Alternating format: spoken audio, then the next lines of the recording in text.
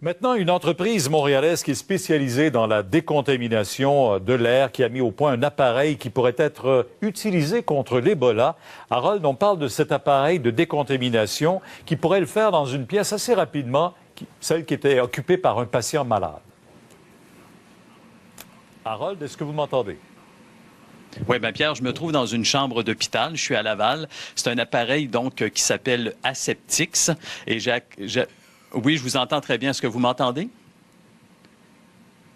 Alors, c'est un appareil qui s'appelle Aseptix. C'est un appareil donc qui a été fabriqué, inventé par des Québécois. J'ai à mes côtés M. Normand Bray, qui est un ancien de Polytechnique. Vous avez donc créé cet appareil-là. Qu'est-ce que c'est exactement?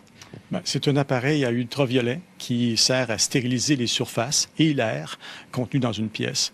Donc, ça permet de détruire l'ADN d'une bactérie, d'un virus, que ce soit du C difficile, des spores, ou même de l'Ebola en question. Oui, alors, donc, on va vous montrer comment ça fonctionne.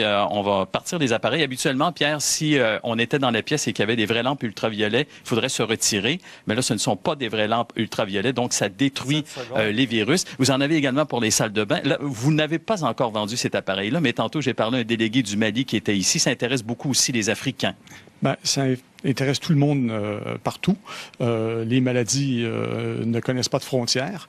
Mais nous avons des installations déjà aux États-Unis depuis 6 mois.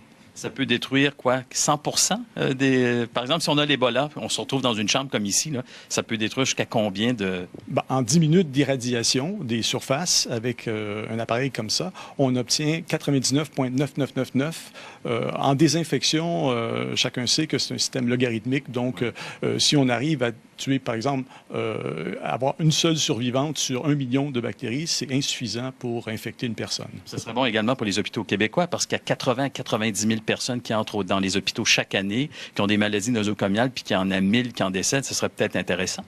Effectivement, c'est une technique de décontamination qui a fait ses preuves dans le domaine de l'eau. D'ailleurs, il est fort probable que l'eau que vous buvez en bouteille, ou la plupart des eaux en bouteille, sont stérilisées avec les ultraviolets. Très intéressant. Donc, je vous donnerai un petit peu plus de détails, Pierre, dans un reportage à venir à TVA et à LCN. Merci beaucoup, Harold.